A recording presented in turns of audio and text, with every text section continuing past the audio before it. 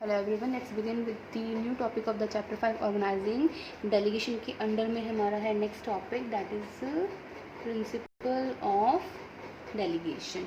Now start with the principle of delegation. First principle is here principle of authority and responsibility. बेटा ये वही principle है जो हमने प्रिंसिपल्स ऑफ मैनेजमेंट में हेनरी फॉल के 14 प्रिंसिपल में किया था. सो यहाँ पे क्या है, अगर हम चाहते हैं कि अफेक्टिव डेलीगेशन हो तो हमें प्रॉपर अमाउंट ऑफ अथॉरिटी जब हम दें तो that should be commensurate with the responsibility. ये दोनों आपस में क्या होनी चाहिए, हमेशा मैच करना चाहिए आपस में. अथॉरिटी ना तो ज़्यादा देनी चाहिए ना ही कम देनी चाहिए. ठीक है, तो हमें क्या करना होता है अंडर दिस प्रिंसिपल कि for effective delegation the authority granted must be commensurate with the assigned responsibility.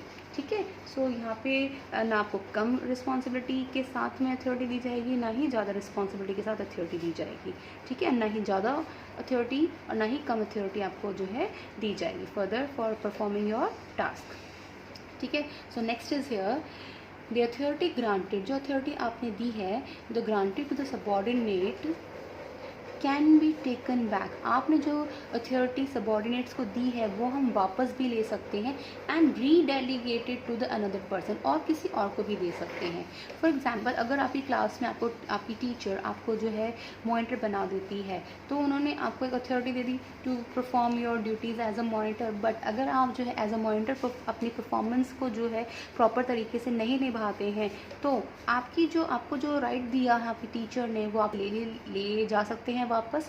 And same task जो है, सेम रिस्पॉन्सिबिलिटी, सेम पावर जो है रीडेलीगेट की जा सकती है किसी और क्लास के बच्चे को. ठीक है, तो दैट्स द सेम थिंग कि the authority granted to a subordinate can be taken back and redelegated to another person. जो हमारा आगे एग्जाम्पल वहाँ से और क्लियर हो जाएगा. ठीक है, now coming to the last principle of the delegation which is here principle of absoluteness of accountability.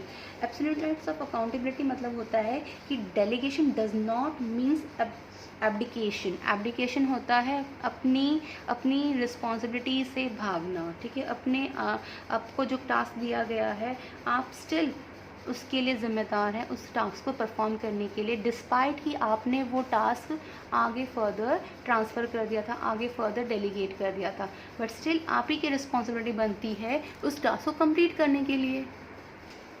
For example ले लीजिए, अगर आपकी टीचर आपको जो है कोई प्रोजेक्ट वर्क ग्रुप में देती है तो ग्रुप में एक ग्रुप लीडर भी बनाया जाएगा. ठीक है, उसके बाद जो है ग्रुप लीडर से ही जो है सारा इंट्रैक्शन किसका रहेगा, टीचर का रहेगा. वो दूसरे ग्रुप मेंबर से जो है प्रोजेक्ट के रिगार्डिंग जो प्रोग्रेस है उसके बारे में नहीं पूछेगी. तो उसकी जो ग्रुप प्रोजेक्ट की जो प्रोग्रेस है, जो आपको टास्क दिया गया है वो कंप्लीट होने में आपको क्या प्रॉब्लम्स आ रही हैं या आपको कंप्लीट करने में कितनी चीज़ों की जो ज़रूरत है, तो सारी जो रिस्पॉन्सिबिलिटी होती है वो ग्रुप लीडर की होती है. उसे कोऑर्डिनेट करना पड़ता है ग्रुप मेंबर्स के साथ. ठीक है, बट जो अकाउंटेबिलिटी होती है अपने ग्रुप प्रोजेक्ट की कंप्लीट करने की वो होती है ग्रुप लीडर की. तो उसके लिए आंसरेबल कौन होगा, अकाउंटेबल कौन होगा, ग्रुप लीडर. ठीक है, जो काम उनकी टीचर ने जो है आपको असाइन किया है. ठीक है, तो this is the principle absoluteness of the accountability. और हम कह सकते हैं कि delegation cannot be abdication. Right, now let's take an example जिससे हमारे जो है ये प्रिंसिपल्स क्लियर हो जाएंगे. सपोज़ आपके यहाँ डायरेक्टर ऑफ अ कंपनी ने जो है वो मैन्युफैक्चरिंग कर रहा है किसी कंप्यूटर्स की, और वो जो है मार्केटिंग मैनेजर को बोलता है कि आपको जो है टारगेट दिया जा रहा है 100 कंप्यूटर्स पर डे बनाने के लिए.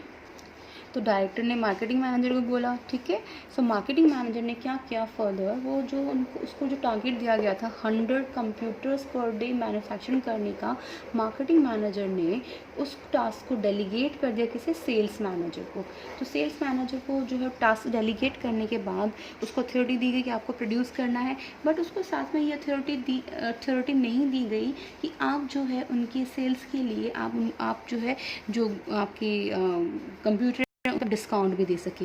But no authority to be given on respect with the discount. ठीक है, तो उसकी वजह से क्या हुआ, मार्केटिंग मैनेजर को जो आपके 100 कंप्यूटर बनाने थे एंड वो डेलीगेट कर सेल्स मैनेजर को, सेल्स मैनेजर उस टारगेट को अचीव नहीं कर पाया, ठीक है। तो नहीं कर पाया तो उसकी वजह से क्या हुआ कि आपका जो रिस्पॉन्सिबिलिटी मार्केटिंग मैनेजर ने सेल्स मैनेजर को दी थी तो रिस्पॉन्सिबिलिटी कंप्लीट नहीं हुई। अब मुझे ये बताइए, डायरेक्टर को कौन आंसरेबल होगा उस वर्क, उस प्रोजेक्ट, उस प्रोडक्शन के टारगेट्स को अचीव करने के लिए, सेल्स मैनेजर या मार्केटिंग मैनेजर? डायरेक्टर को जो आंसरेबल होगा बच्चे, सेल्स मैनेजर नहीं होगा, who has received the authority for producing the first for producing the your computer production के लिए डायरेक्टर ने अथॉरिटी दी थी किसे? मार्केटिंग मैनेजर को, ठीक है। तो वही उसकी रिस्पॉन्सिबिलिटी बनती है, आंसरेबिलिटी बनती है डायरेक्टर को कि वो जो प्रोडक्शन हमारा पर डे का था वो हो रहा है या नहीं हो रहा है। उसके लिए सेल्स मैनेजर को वो ब्लेम नहीं दे सकता। क्यों? क्योंकि उसने जो है प्रॉपरली अथॉरिटी जो है सेल्स मैनेजर को डेलीगेट नहीं की थी, ठीक है। तो हम यहाँ कह सकते हैं कि यहाँ पे जो है आपके अथॉरिटी रिस्पॉन्सिबिलिटी में क्या होना चाहिए? मैच होना चाहिए, ठीक है। एंड इवन आपका जो है principal of absoluteness of the accountability वो भी यहाँ पे है कि आपकी जो आंसरेबिलिटी है वो सेल्स मैनेजर की नहीं है, वो किसकी है? मार्केटिंग मैनेजर का।